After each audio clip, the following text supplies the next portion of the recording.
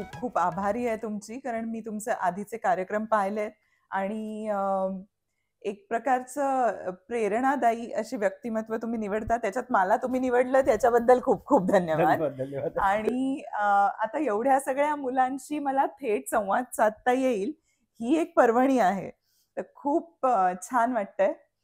शाळेची आठवण म्हटलं ना, की अशा खूप आठवणी येतात. बरोबर. आणि कारण माझी शाळा म्हणजे पार्ले टिळक विद्यालय मराठी माध्यम, म्हणजे अगदी रमाबाई परांजपे बालमंदिर ते पार्ले टिळक विद्यालय मराठी माध्यमाची शाळा आणि त्यानंतर साठे महाविद्यालय, असा मोठा 14 वर्षांचा प्रवास. तर तो प्रवास कसं काय छोट्याशा एका कॅप्सूलमध्ये मांडायचा म्हटल्यावर, कारण खूप आठवणी खूप दाटून आठवण येतात. येते. पण जसं आपण मगाशी बोलत होतो, पहिली आठवण शाळेची काय होती?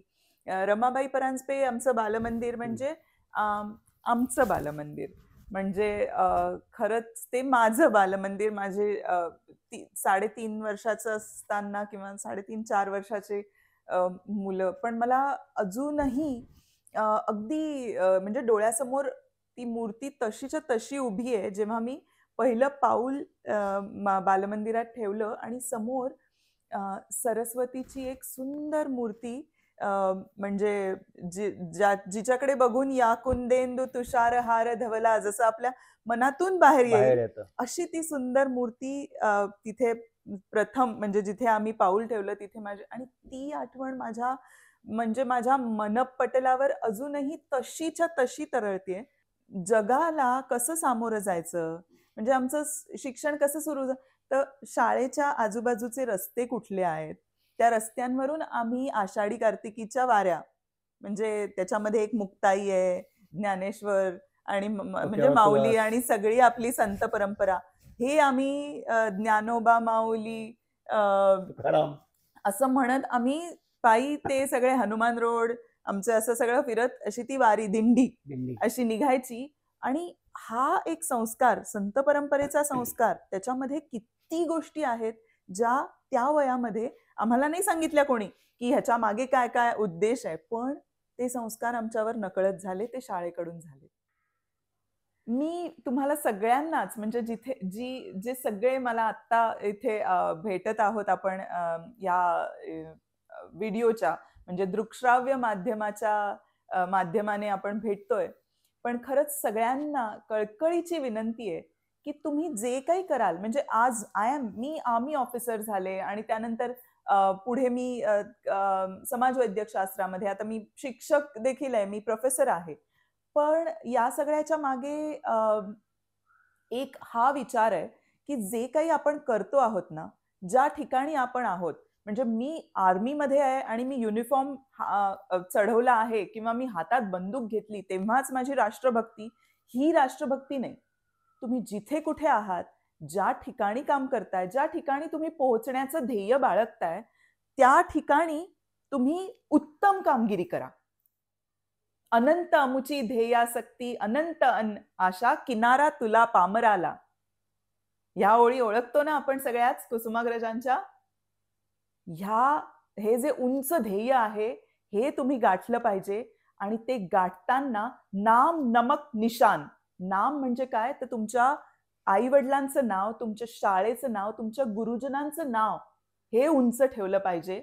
नमक, जे तुमच्याकरता झटले, ज्यांनी तुमच्याकरता त्याग केलाय, त्यांचं ऋण हे तुम्ही मनात सतत बाळगलं पाहिजे.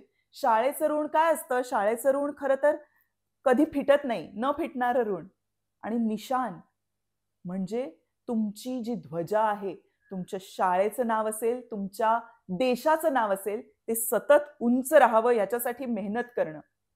ही गोष्ट लक्षात ठेवा आणि पुढे जा. आणि तुम्ही जिथे पोहोचाल तिथे मनापासून काम करा. मला असं वाटतं, की माझ्या शाळेकडून जर मी काही शिकले, तर हे शिकले आणि हे सतत माझ्या बरोबर आहे. नमस्कार मंडळी. गावाकडच्या वाटा, माझी शाळा माझी आठवण या सदरात आज आपण बऱ्याचशा मान्यवरांच्या मुलाखती तुम्ही पाहिल्यात. आज आपण ज्या मान्यवरांना भेटणार आहोत त्या डॉक्टर मेजर अश्लेषा तावले केळकर यांच्याशी आपण आज शाळेच्या आठवणी जाणण्याचा प्रयत्न करूया. नमस्कार मॅडम. नमस्कार. तुमच्या शाळेच्या काही आठवणी असतील तर आमच्या मुलांना, प्रेक्षकांना तुम्ही जरूर सांगा. त्याच्यातून काही प्रेरणा मिळेल असं मला वैयक्तिक वाटतंय. तुम्हाला काय वाटतं? अगदी. खरं तर मी खूप खूप आभारी आहे तुमची, कारण मी तुमचे आधीचे कार्यक्रम पाहिलेत आणि एक प्रकारचं प्रेरणादायी अशी व्यक्तिमत्व तुम्ही निवडता. त्याच्यात मला तुम्ही निवडलं त्याच्याबद्दल खूप खूप धन्यवाद. धन्यवाद, धन्यवाद. आणि आता एवढ्या सगळ्या मुलांशी मला थेट संवाद साधता येईल, ही एक पर्वणी आहे. जसं आपण मगाशी बोलत होतो, पहिली आठवण शाळेची काय होती? रमाबाई परांजपे आमचं बालमंदिर म्हणजे आमचं बालमंदिर.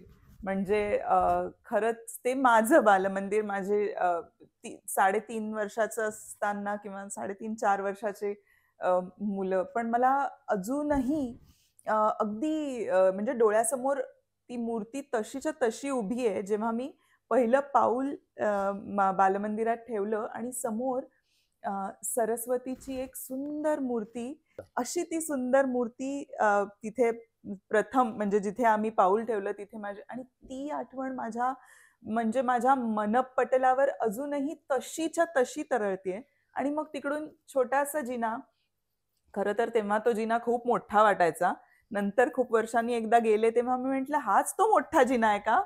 तर तो मोठा जिना चढून वर गेलो आणि तिथे मी बघितलं तर खाली जसा सरस्वतीची मूर्ती होती, तशाच दिसणाऱ्या आमच्या ताई तिकडे बसल्या होत्या, कुंदाताई. कुंदाताई आता नाहीत, पण कुंदाताईंचं जे व्यक्तिमत्व होतं ते म्हणजे मूर्तिमंत सरस्वती. त्यांचे डोळे, त्यांचा चेहरा, त्यांचं ते स्मितहास्य. आणि त्यानंतर माझ्या माझ्या काय म्हणतात आपण ते छोटा शिशू मधल्या माझ्या पहिल्या ताई.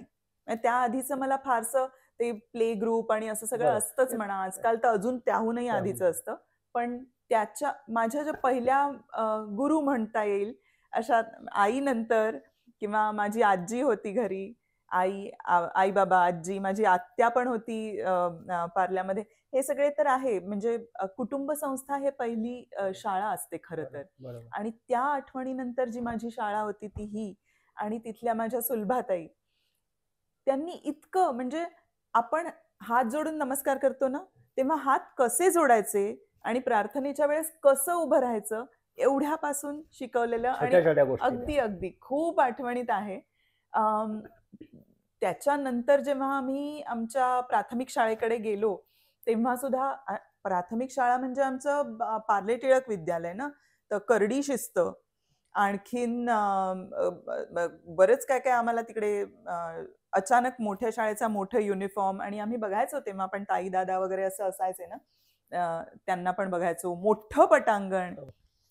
आणि त्यानंतर जेव्हा आम्ही माध्यमिक शाळेत गेलो त्याचं तर अजूनच मोठं पटांगण आणि मोठं. पण 1ली ते 4थी मध्ये आम्हाला म्हणजे खरं म्हणायचं तर ज्याला ग्रूमिंग म्हणतात किंवा जगाला कसं सामोरं जायचं, म्हणजे आमचं शिक्षण कसं सुरू तर शाळेच्या आजूबाजूचे रस्ते कुठले आहेत, त्या रस्त्यांवरून आम्ही आषाढी कार्तिकीच्या वाऱ्या, म्हणजे त्याच्यामध्ये एक मुक्ताई आहे, ज्ञानेश्वर आणि म्हणजे माऊली आणि सगळी आपली संत परंपरा. हा एक संस्कार, संत परंपरेचा संस्कार, त्याच्यामध्ये किती गोष्टी आहेत ज्या त्या वयामध्ये आम्हाला नाही सांगितल्या कोणी की ह्याच्या मागे काय काय उद्देश आहे, पण ते संस्कार आमच्यावर नकळत झाले, ते शाळेकडून झाले. आज मी जेव्हा बघते की आपण 1ली ते 4थीच्या मुलांना, म्हणजे मी त्याच्यामध्ये काही असं टीका नाहीये, पण काय असतं पजामा पार्टी, आणखीन अमकं, ह्याच्या कितीतरी पट पुढे जाऊन जेव्हा शाळा आषाढी कार्तिकीला डोक्यावर तुळस घेऊन जाणारे वारकरी मंडळी आम्हाला बनवून मग त्यांना फिरवलं. ती आठवण इतकी माझ्या मनावर बिंबलेली आहे की पुढे जाऊन एक प्रकारचं डिवोशन, वाहून घेण्याची जी वृत्ती आहे एखाद्या ध्येयाकडे, ती आपल्याला त्यावेळेस त्या ठिकाणी बिंबवली गेलीये. त्याचा उपयोग आता होत असेल हे तेव्हा कळतं जेव्हा आपण एखाद्या ध्येयाला वाहून घेतलेलं असतं.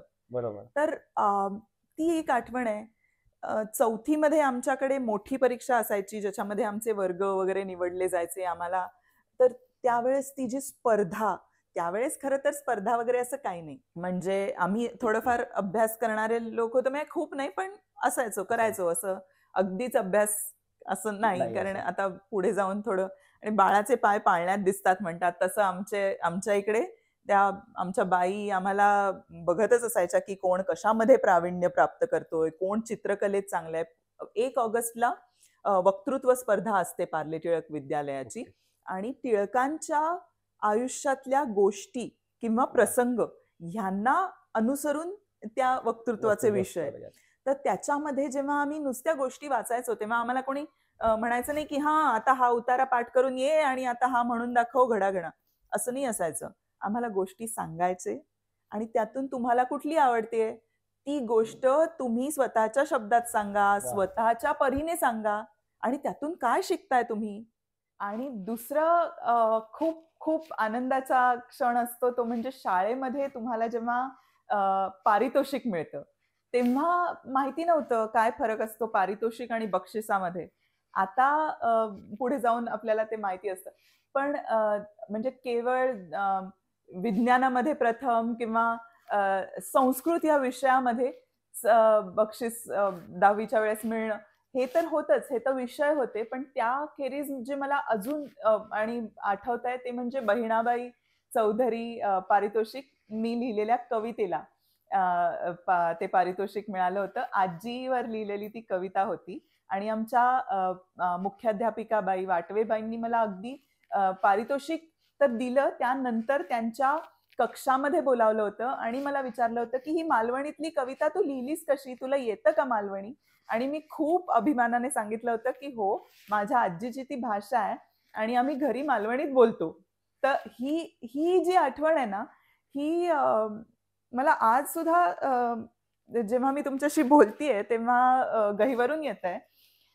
ती कविता त्याच्याकरता एक पारितोषिक मिळालं होतं. आणि जसं मी सांगितलं की काव्य नेहमीच माझा आवडीचा आणि जिव्हाळ्याचा विषय होता, आणि माझे आवडते कवी आणि स्वातंत्र्य सेनानी स्वातंत्र्यवीर विनायक दामोदर सावरकर त्यांच्या विषयी एक स्पर्धा झाली होती भगूर प्रतिष्ठानातर्फे, आणि त्याचं देखील पारितोषिक म्हणजे मला त्यावेळेस मिळालं होतं.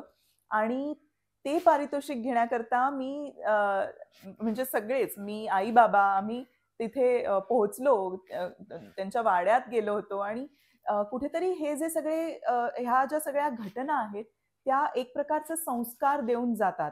तर अशा प्रकारचे ज्यांच्या गोष्टी, ज्यांच्या दैदिप्यमान शौर्याच्या आणि बुद्धी सामर्थ्याच्या गोष्टी आपण ऐकतो, त्या ठिकाणी जाऊन त्या वास्तूशी एक प्रकारचं नातं जुळतं आणि ते संस्कार पुढे जाऊन खूप खूप उपयोगी पडले.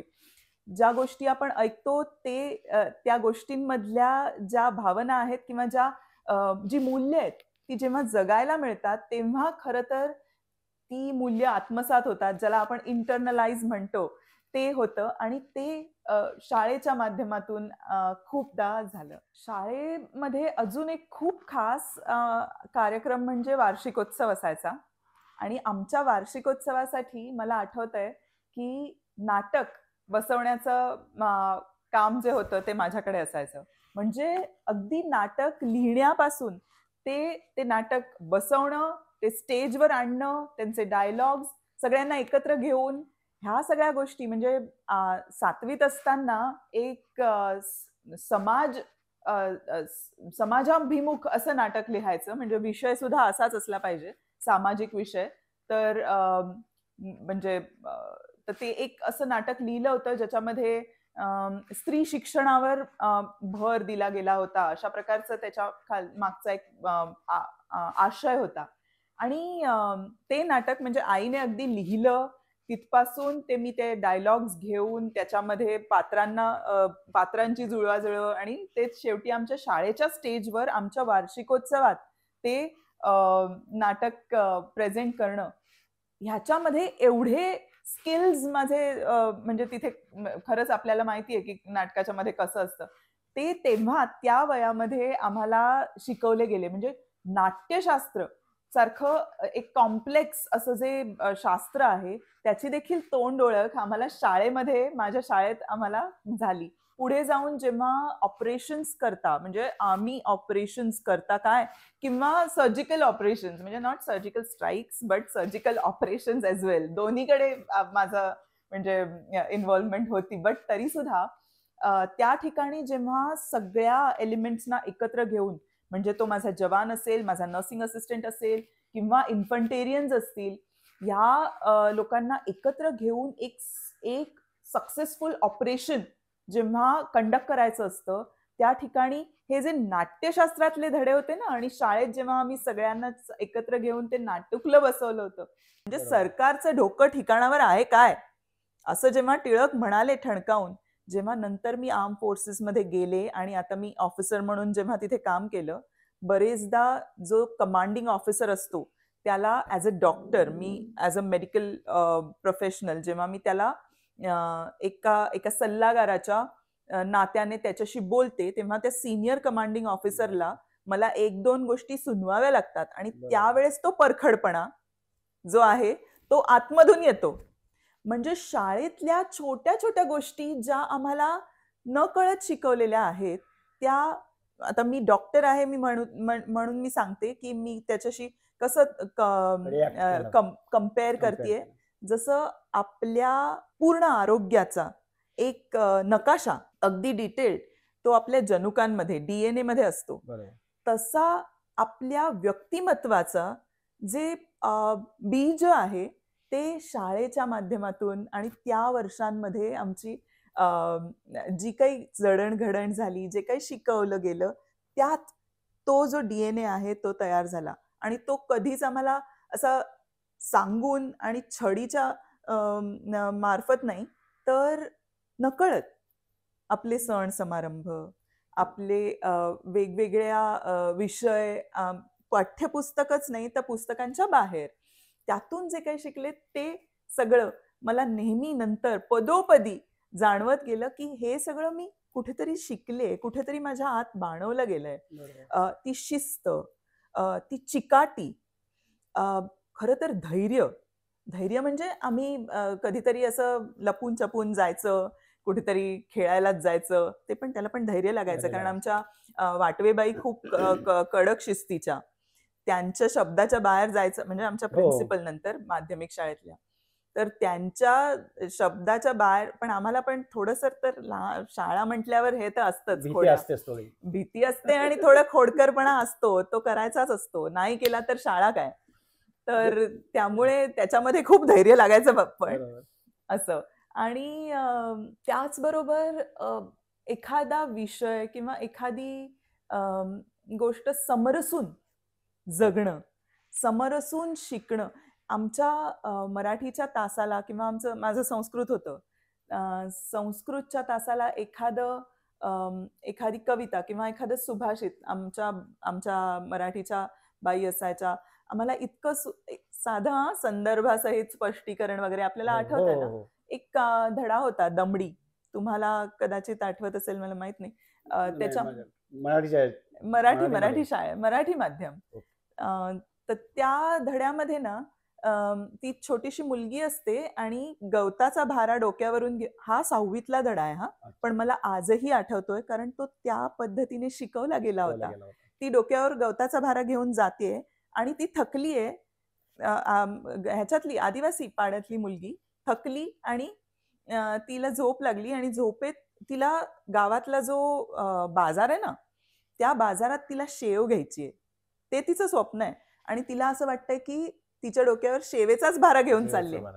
आता हे जे इतकं सुंदर वर्णन आपल्या मराठी म्हणजे बालभारतीच्या पाठ्यपुस्तकातला दमडी हा धडा असा आहे, तो त्यांनी एवढ्या की मी खरं तर त्या मुलीच्या ठिकाणी गेले होते तेव्हा, तो भास होतो लगेच तेव्हा, आणि हे सगळं शिकवणं, हे सगळं त्यावेळेस फारसं नाही, त्यावेळेस वाटलं की हा ठीक आहे, हा धडा आहे. पण जेव्हा आता मी माझ्या आर्म फोर्सेसच्या करिअर नंतर मी समाज वैद्यकशास्त्राकडे वळले, किंवा ज्याला आपण प्रिव्हेंटिव्ह सोशल मेडिसिन किंवा कम्युनिटी मेडिसिन म्हणतो, त्या क्षेत्राकडे वळले, तेव्हा जेव्हा मी आदिवासी पाड्यांमध्ये काम करायला लागले आणि मी तिथे बघितलं की लहान लहान मुलं आहेत आणि शाळेकरता त्यांना किती पायपीट करावी लागते, किंवा जेव्हा ती शाळेत बसलेली आहेत तेव्हा त्यांना शिक्षण घेणं ही एक पर्वणी आहे. आणि तेव्हा मला त्या मुलीचा तो धडा, म्हणजे त्या धड्यातली ती दमडी दमडी आठवली. आठवली. बरोबर. आणि मी म्हटलं की खरंच खूप समाज पुढे गेलेला आहे, पण तरी सुद्धा मुलांची जी छोटी छोटी स्वप्न आहेत ती सेम, ती तशीच्या तशीच्या तशीच तशीच असतात. आहेत. बरोबर. तर तो निरागसपणा, त्याच्याशी मी कसं एकरूप होऊ शकले, तेव्हा मला तो माझा धडा आठवला बाईंनी शिकवलेला. अ, बरेचदा शाळांमध्ये खूप पाठ्यपुस्तकाशी निगडीत असं शिकवलं जातं असं म्हणतात. पण खरं म्हणायचं तर शाळा जी असते ना, ती तुम्हाला केवळ पाठ्यपुस्तक नाही, माझी शाळा मला केवळ पाठ्यपुस्तक नाही, तर जे आजूबाजूला चालायचं ना, त्यातून जास्त त्यातून. शिकत जायचे मी. बरोबर. म्हणजे अगदी आमचे मैत्री असो, म्हणजे शाळेतली मैत्री असं म्हणतात की सगळ्यात घट्ट मैत्री असते. आणि माझ्या निरागस आणि अगदी, आणि माझ्या सुदैवाने मला सतत खूप चांगले मित्र आणि मैत्रिणी शाळेमध्ये मिळालेत आणि आम्ही अजूनही अत्यंत घट्ट मित्र आहोत.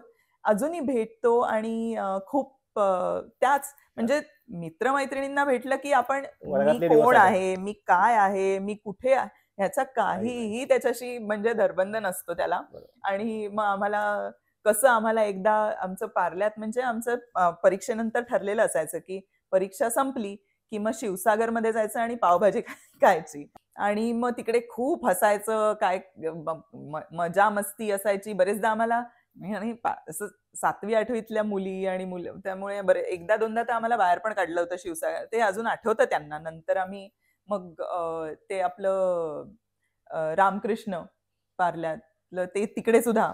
मग तिथे नंतर आम्ही काही वर्षांनी जेव्हा आमचं गेट टुगेदर केलं आमच्या बॅचचं, तेव्हा ते म्हणे, "हो, आम्हाला आठवतंय." कारण ते आमचे तिकडचे लोक सगळे सेम. आम्हीच फक्त मोठे झालो आणि ते ओनर तो ओनर वयाने बदलून वयाने आले. मोठे झालो. एकत्र भेटल्यावर मन तिकडे जातं तिकडेच परत जातं. त्या त्या दिवशी असं. त्यामुळे शाळा म्हटल्यावर अशा खूप खूप आठवणी. अ, अ, दुसरं खरं सांगायचं तर हे जे सगळे म्हणजे मी म्हटलं ना, समरसून आपण अ, एखाद्या गोष्टीमध्ये गुंतत जात इन्व्हॉल्व होणं, ते नंतर मला एका ठिकाणी खूप जाणवलं.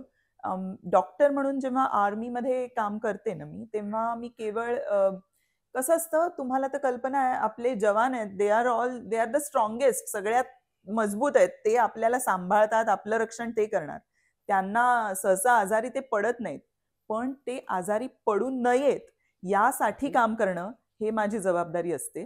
आणि health is not just physical, it is mental. मानसिक आरोग्य जवानांचं राखणं, हे खूप मोठी आणि महत्वाची जबाबदारी आम्ही डॉक्टर्सवर असते. तर ती जबाबदारी पार पाडताना बरेचदा मला माझ्या वयाहून मोठं होऊन त्यांच्या समोर बसायचं होतं. आणि त्यांच्या बॉर्डर भागामध्ये खूप मानसिक तणाव असतो. तुमच्या डोक्यावर सतत मृत्यूची टांगती तलवार असते. आणि ज्या ठिकाणी मी होते, CICT ऑप्स म्हणजे काउंटर इन्सर्जन्सी, अतिसंवेदनाक्षम भाग, काउंटर इन्सर्जन्सी, काउंटर टेररिझम एरिया. त्या ठिकाणी तुम्हाला छुपी युद्ध, म्हणजे जसं गनिमी कावा म्हणतो ना आपण, तसं छुपी युद्ध तिथे होतात. तर कोणत्या क्षणी कोणत्या बाजूने अटॅक हल्ला होईल. होईल हो. हे सांगता येत नाही. त्या ठिकाणी ज्या स्ट्रेसमध्ये आपले जवान असतात, त्यांना त्या स्ट्रेसमुळे मानसिक तणावामधून जावं लागतं. त्या तणावाला जेव्हा मला सामोरं जायचं असतं, तेव्हा माझं वय 25 आहे किंवा 26 आहे ॲज अ यंग ऑफिसर, आणि माझ्यासमोर बसलेले जे ज्युनियर JCO साहब आहेत, ज्यांचं माझ्या वयापेक्षा जास्त सर्व्हिस झाली आहे, असे लोक समोर बसलेले असतात, पण ते माझ्याशी मन मोकळं करून बोलतायत. त्या ठिकाणी मला हा जो EQ आम्हाला दिला ना शाळेने शिकवताना, तो EQ कामास येतो. कामाला. आपण सगळेच IQ बद्दल बोलतो. शाळांमध्ये IQ ला खूप महत्त्व दिलं जातं, इंटेलिजन्स क्वोशंट. पण हा जो इमोशनल क्वोशंट आहे, तो आमच्या शाळेमध्ये आम्हाला दिला गेला. आणि तो त्याच ठिकाणी आणि तिथेच तो आतमध्ये गेला कुठेतरी, आणि तो माझ्यासोबत सतत आणि आहे असं आहे जाणवतं. आहे म्हणजे शाळा संपली पण शाळेने दिलेली जी शिदोरी आहे ती सतत पाठीशी अजून पुरते, आहे. अजून पुरते. जेव्हा पुढे जाऊन मला सैन्य सेवा मेडल, स्पेशल सर्व्हिस मेडल, प्रक्षक असे आर्मी मधली अवॉर्ड्स किंवा आपण ज्याला मेडल्स म्हणतो ती मिळालीत, आणि त्यानंतर राजहंस प्रतिष्ठानचा पुरस्कार किंवा यूथ आयकन किंवा संजीवनी सन्मान, हे सगळे जेव्हा अवॉर्ड्स मिळत होते तेव्हा माझ्या शाळेतले जे पुरस्कार किंवा पारितोषिकं जी मी घेतली होती, आणि त्याचं कधी कधी ₹1.5, कधी खूप म्हणजे ₹20 अशी जी किंमत होती जी अजूनही ठेवलेली आहे, ती मला आवर्जून आठवत होती. आणि त्याच्या मागे मुळाशी कुठेतरी हे जे कौतुक झालं शाळेतलं, तेच एक प्रकारचं बूस्ट हा देत आलं आहे असं खरंच सतत जाणवत राहतं. म्हणजे शाळा ही आपल्या लक्षातून कधी जात नाही. अगदी अगदी. नमस्कार मित्रांनो, तर आज आपण मेजर अश्लेषा तावडे केळकर यांच्याशी आज आपण संभाषण साधलं, आणि त्यांनी त्यांच्या शाळेची आठवणी खूप अगदी मनापासून सांगितल्यात, आणि त्यांना जी मिळालेली बक्षिसं, त्यांना ज्या काळात मिळाली बक्षिसं म्हणजे आत्ता हयात ज्या सर्व्हिसमध्ये मिळताना जी घेतलेली बक्षिसं ती घेताना त्यांना शाळेला विसरल्या नाहीत त्या, हे महत्त्वाचं आहे. धन्यवाद. खूप खूप धन्यवाद. तर मित्रांनो, तर आपलं गावाकडच्या वाटा माझी शाळा माझी आठवण ह्या सदरात येणाऱ्या मान्यवरांच्या आठवणी पाहायला विसरू नका. अवश्य पहा, लाईक करा, सबस्क्राईब करा. धन्यवाद.